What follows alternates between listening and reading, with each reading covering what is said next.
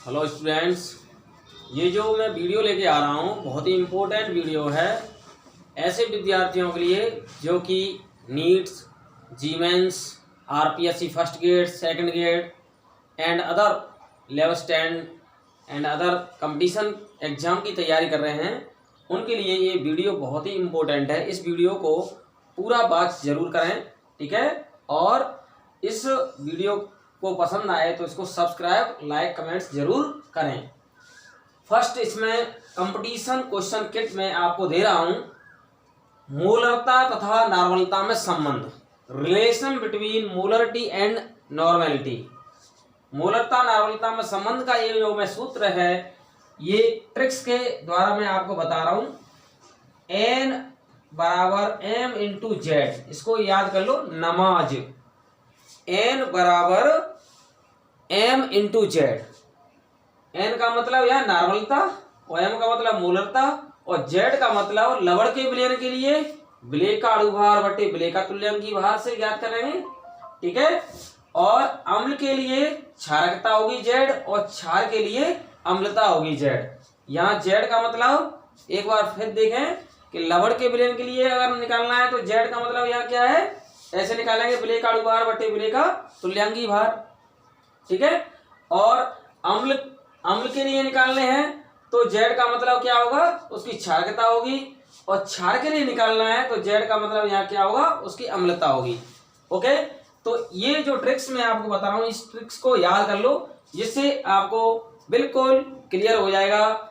N बराबर M into Z यानी नमाज, ठीक है। तो एन का मतलब यहाँ नॉर्मलता और एम का मतलब यहाँ मोलरता और जेड का मतलब यहाँ लवण के विलयन के लिए ऐसे ज्ञात करेंगे विलेय का अणुभार बटे विलेय का तुल्यांकी भार। और अम्ल के विलयन के लिए अम्ल की क्षारकता ज्ञात करेंगे और क्षार के विलयन के लिए क्षार की अम्लता ज्ञात करेंगे। ओके, तो इससे संबंध में आपको पहला सवाल बता रहा हूं कि 2.0 कैपिटल एम K2CO3 विलयन की नॉर्मलता ज्ञात करें। यहां पर ये K2CO3 लवण दे रखा है, क्या दे रखा है, लवण। तो K2CO3 यहाँ लवण दे रखा है, तो लवण के लिए पहले आपको अणुभार और तुल्यांकी भार निकालना होगा, फिर उसके द्वारा जेड का मान निकालना होगा। तो K2CO3 का अणुभार ज्ञात करेंगे। पोटेशियम का आपको पता है परमाणु क्रमांक कितना होता है, 19, लेकिन इसका परमाणु भार कितना होता है, 39। ये प्रैक्टिकली मान हमेशा दिए हुए होते हैं क्वेश्चन में, ठीक है। तो एक पोटेशियम का परमाणु भार 39 होगा तो 2 का कितना हो जाएगा, 78। एक कार्बन का कितना होता है, 12। और एक ऑक्सीजन का कितना होगा, 16। तो 3 का कितना हो जाएगा, 48। ऑक्सीजन का परमाणु भार 16, तो 3 का कितना हो जाएगा, 48। इन सबको जोड़ देंगे तो 138 ग्राम प्रति मोल आ जाएगा K2CO3 का अणुभार, ठीक है। K2CO3 एक लवण है। अब K2CO3 लवण का तुल्यांकी भार कैसे ज्ञात करेंगे? इसका तुल्यांकी भार ज्ञात करने के लिए लवण के अणुभार में उसके कुल धनावेश या कुल ऋणावेश संख्या का भाग दे देते हैं। लवण के अणुभार में कुल धनावेश संख्या या कुल ऋणावेश संख्या का भाग दे देते हैं। तो यहाँ K2CO3 में देखेंगे तो कितने आयन हैं, यानी इसमें पोटेशियम आयन 2 हैं और CO3 पर आवेश कितना है, 2 ऋणावेश है।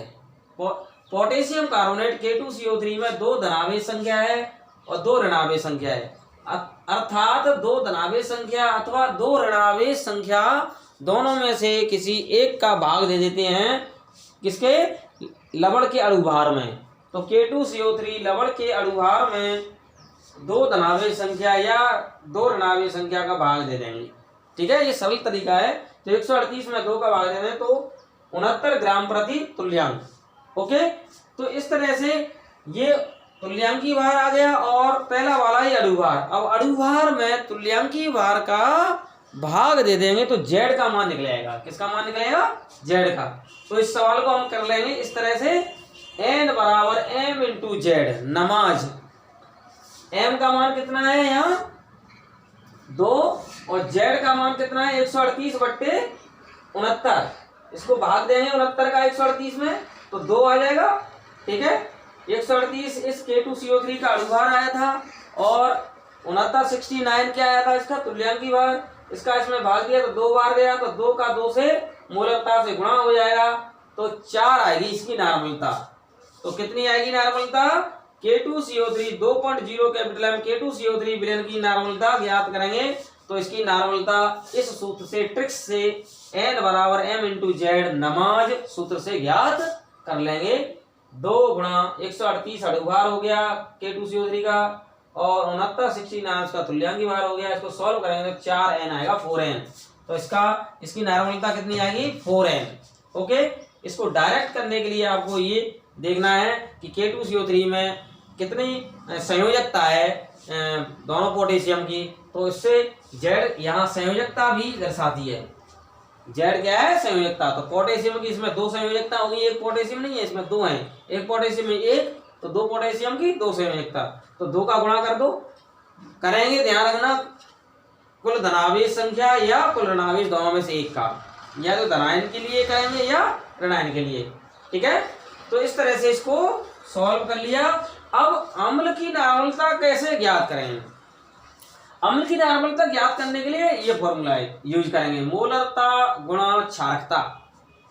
ओके, और क्षार की अम्लता ज्ञात करने के लिए मोलरता गुणा क्षार की अम्लता फॉर्मूला यूज करेंगे।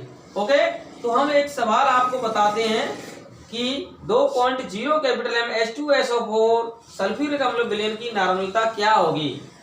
तो आपको पता होगा कि H2SO4 सल्फ्यूरिक अम्ल का जो अणुभार है 98 होता है, और उसमें उसकी जो क्षारकता है उसका 2 का भाग दे देंगे तो उससे उसका तुल्यांकी भार निकलेगा 49। ठीक है, तो 98 में 49 का भाग देंगे तो 2 आ जाएगा। क्या? उस H2SO4 अम्ल की क्या आ जाएगी? क्षारकता आ जाएगी। तो इसको ऐसे भी निकाल सकते हैं, या डायरेक्ट आपको तरीका मैं बता देता हूँ कि H2SO4 में हाइड्रोजन आयन की संख्या कितनी है? 2 है, तो इसकी क्षारकता आ गई। ठीक है, तो क्षारकता 2 का इस मूलकता से गुणा कर देंगे तो इसकी 4N आ जाएगी क्या? नॉर्मलता। ओके, तो इस तरह से इसको सॉल्व कर सकते हैं। अब मैं इसके आगे आपको बताता हूं कि यदि मूलकता दे रखी हो तो नॉर्मलता कैसे ज्ञात करें। इसका एक आपको सवाल भी सॉल्व कराता हूं।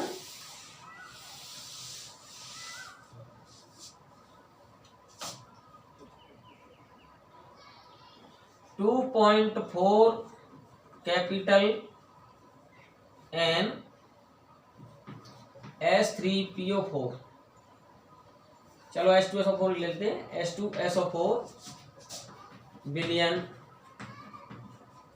की मूलकता ज्ञात कीजिए। क्या ज्ञात कीजिए? मूलकता ज्ञात कीजिए। ठीक है, तो इसको फिर कैसे करेंगे सॉल्व? मैंने फॉर्मूला आपको बताया था N equal M into Z. इस ट्रिक्स को याद कर लो, नमाज N equal M into Z. हमें ज्ञात क्या करना है? M ज्ञात करना है। तो M इक्वल क्या आ जाएगा फिर? N upon Z. ठीक है, और यह नॉर्मलता प्रश्न में कितनी तरह की है? 2.4। और H2SO4 विलयन की जो क्षारकता है वो कितनी है? 2। ठीक है, 2 का भाग देते हैं तो 1.2 ये आ जाएगी कैपिटल M। ये इसका आंसर आ जाएगा। ओके, ये जो सवाल है बहुत ही इंपॉर्टेंट है, कंपटीशन में बहुत पूछे जाते हैं, बेहद इंपॉर्टेंट है। इस वीडियो को पूरा जरूर देखें। इससे आगे मैं आपको बताता हूं कि यदि भार प्रतिशतता दे रखी हो, क्या दे रखी हो? भार प्रतिशतता, और उस विलयन का घनत्व दे रखा हो। ठीक है, तो मोलरता और नॉर्मलता कैसे ज्ञात करेंगे। ठीक है, तो दूसरा जो है रिलेशन है भार प्रतिशतता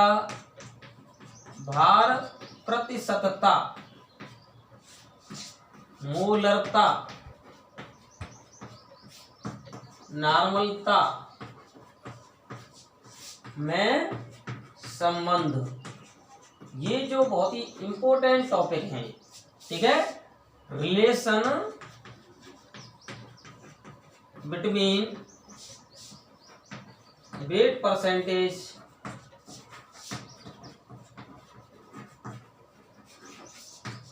मोलरिटी एंड नॉर्मेलिटी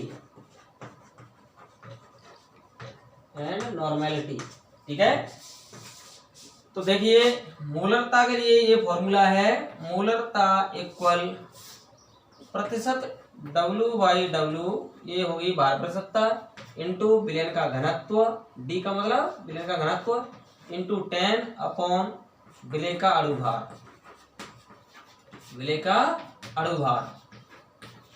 ठीक है, डायरेक्ट इससे सवाल कर सकते हैं, यदि भार प्रतिशतता दे रखी हो और विलयन का घनत्व दे रखा हो और जो विलय है उसका अणुभार ज्ञात हो तो हम उससे मोलरता ज्ञात कर सकते हैं। इसी प्रकार नॉर्मलता के लिए ज्ञात करेंगे, तो नॉर्मलता के लिए यहाँ क्या हो जाएगा, प्रतिशत W/W इंटू D का मतलब घनत्व इंटू 10 अपॉन विलय का तुल्यांकी भार, विलय का तुल्यांकी भार, विलय का तुल्यांकी भार। ओके, तो ये दोनों सूत्र बहुत ही इंपॉर्टेंट हैं। ये आपके JEE mains, NEET, RPSC first grade, second grade, level stand and board exam में इनसे संबंधित सवाल पूछे जाते हैं। तो मैं आपको एक सवाल बता देता हूं, 5% W/W H2SO4 विलयन का घनत्व 0.5 ग्राम प्रति ml है, तो विलयन की मोलरता, नॉर्मलता ज्ञात कीजिए। ठीक है, तो इस सवाल को अगर आप डिटेल करेंगे तो बहुत टाइम लगेगा, लेकिन इसको हम शॉर्ट तरीके से इससे कर सकते हैं कि भार प्रतिशतता 5% W/W दे रखी है, घनत्व कितना दे रखा है यहाँ 0.5 ग्राम प्रति ml और 10 का इससे मल्टीप्लाई हो जाएगा, H2SO4 विलयन का अणुभार कितना होता है 98 ग्राम प्रति मोल। ठीक है, ये वैल्यू पुट करके हम मोलरता ज्ञात कर सकते हैं। और ऐसे ही इसका तुल्यांकी भार देखेंगे, H2SO4 के अणुभार में इसकी क्षारकता 2 का भाग दे देंगे तो तुल्यांकी भार 49 आएगा। तो फिर यहाँ 49 रख करके इसकी नॉर्मलता ज्ञात कर सकते हैं। तो पहला वाला जो इसका आंसर होगा मोलरता का 5 इंटू, इस सूत्र के अनुसार मान रख देंगे 5 इंटू 0.5 इंटू 10 अपॉन H2SO4 का अणुभार 98, तो ये पॉइंट से 10 में ये 0 कैंसिल हो जाएगा, 5 5 25, 25/98 ये आ जाएगा इसका मोलरता, 25/98। और इसको हम अप्रोक्सीमेटली इसको सॉल्व करेंगे तो 98 को हम 100 के तुल्य मान करके 25 में भाग दे दो तो इसका 0.2 ये आ जाएगा कैपिटल M, ये इसकी मोलरता आ जाएगी अप्रोक्सीमेटली। ओके, तो आपको समझ में आ गया होगा कि ये किस तरह से आया। इसके बाद हम नॉर्मलता ज्ञात करेंगे, तो नॉर्मलता के लिए यहाँ इसी तरह से फॉर्मूला लगा देंगे, भार प्रतिशतता 5, घनत्व कितना इसका है 0.5 इंटू 10 अपॉन, अब विलय का तुल्यांकी भार, तो H2SO4 का तुल्यांकी भार उसके अणुभार में 2 का भाग देंगे। 2 का क्यों दे रहे हैं, क्योंकि H2SO4 की क्षारकता है, वो क्या है H2SO4 की क्षारकता है, तो 2 का भाग देंगे तो 98 में 2 का भाग देंगे तो 49, तो इसको सॉल्व कर लेंगे तो कितना आ जाएगा 25/49। ओके, अब 49 को हम अप्रोक्सीमेटली 50 मान लेते हैं। ठीक है, और 50 का 25 में भाग देंगे तो कितना आ जाएगा 0.5 के अप्रोक्सीमेटली इसकी नॉर्मलता आ जाएगी। ओके, तो आपको ये समझ में आ गया होगा कि ये किस तरह से ये सवाल जो बोर्ड एग्जाम में कंपटीशन में पूछे जाते हैं उनको कैसे सॉल्व करते हैं। ओके, इसके बाद तीसरा जो रिलेशन है, तीसरा ये आपको बिल्कुल समझ में आ गया होगा, स्क्रीन इसका ले लें, स्क्रीन फोटो ले लें। ठीक है, इससे आगे चलते हैं।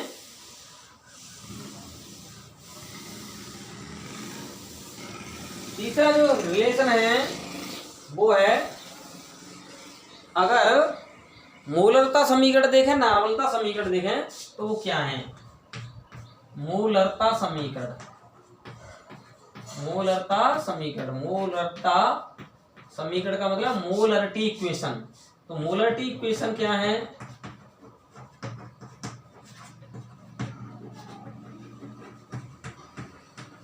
मोलरिटी इक्वेशन M1V1 बराबर M2V2। ठीक है, एक ही पदार्थ के विलयन को हमें तनुकृत करना है, तो दूसरे पदार्थ के विलयन में, मतलब दूसरे विलयन में बदलना है, तब उस दूसरे विलयन की मोलरता क्या होगी? तो इसको इस मोलरता समीकरण से ज्ञात करते हैं।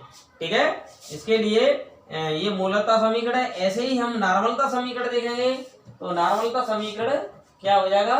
बिल्कुल इसी प्रकार से हो जाएगा नॉर्मलता समीकरण। इसको नॉर्मलिटी इक्वेशन कहते हैं, N1V1 बराबर N2V2। ओके, इसको एक क्वेश्चन देखते हैं, कैसे क्वेश्चन आते हैं। 0.5 कैपिटल M H2SO4 के विलयन को 500 ml तक तनुकृत का मतलब डाइल्यूट करने पर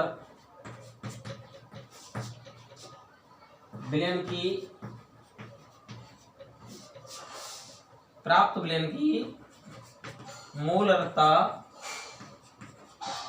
क्या होगी? ठीक है, ऐसे प्रश्न आता है, ऐसे ही ये नॉर्मलता के लिए आ सकता है। ठीक है, तो इसको हम देखेंगे तो कैसे करेंगे, इसको इस तरह से करेंगे कि मूलतः M1 कितनी रखी है प्रश्न में?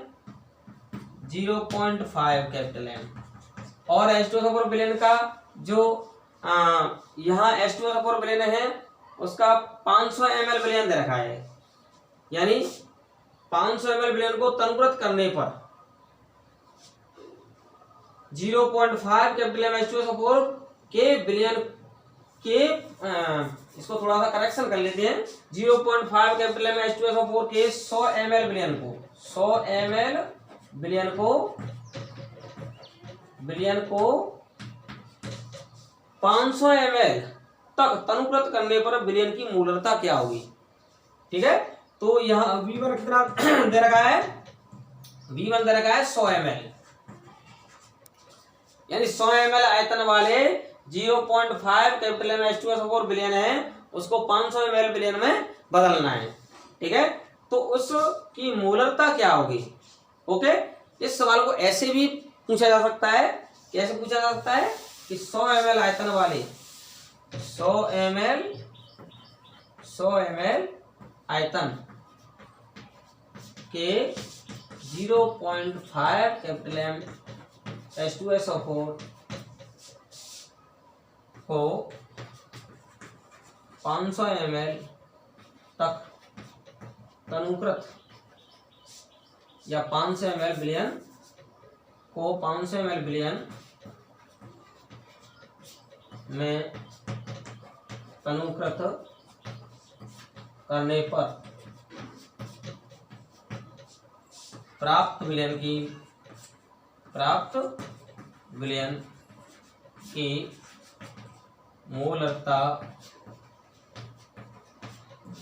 ज्ञात कीजिए। मोलरता ज्ञात कीजिए। ठीक है, तो इसको कैसे ज्ञात करेंगे? तो इसको इस तरह से ज्ञात करेंगे। M1 यहाँ कितना दे रखा है?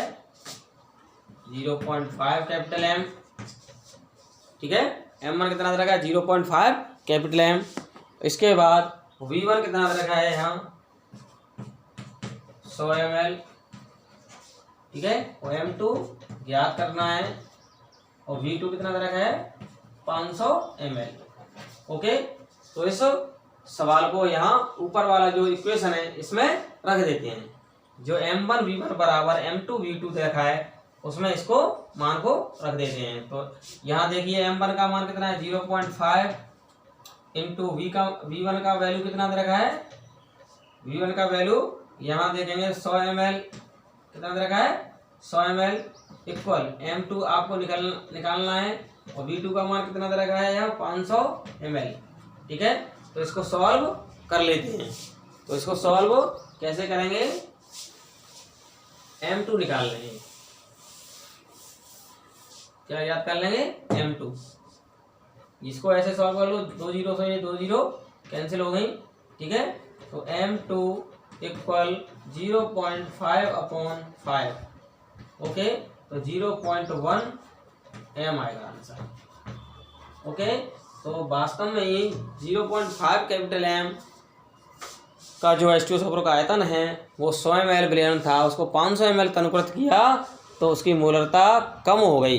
तनुकृत ज़्यादा करेंगे तो उसकी मोलरता कम हो जाएगी।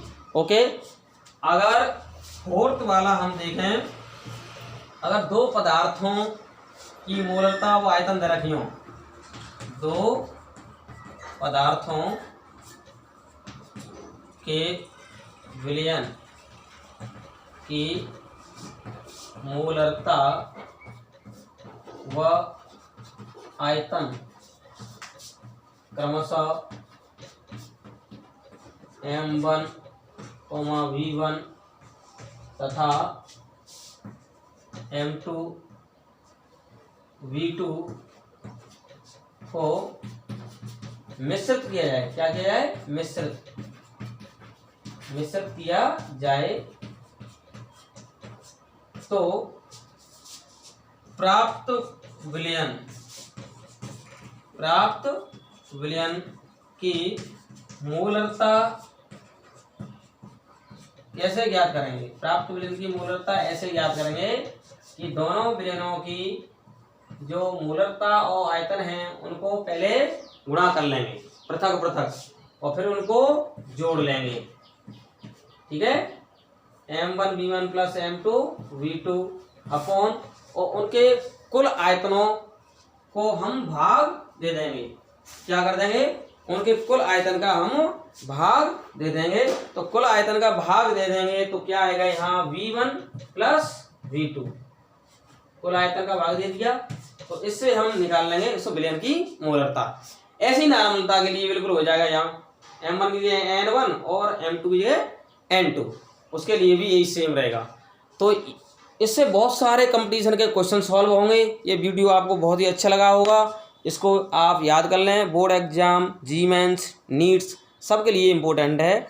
इस वीडियो को लाइक, कमेंट, सब्सक्राइब जरूर करना।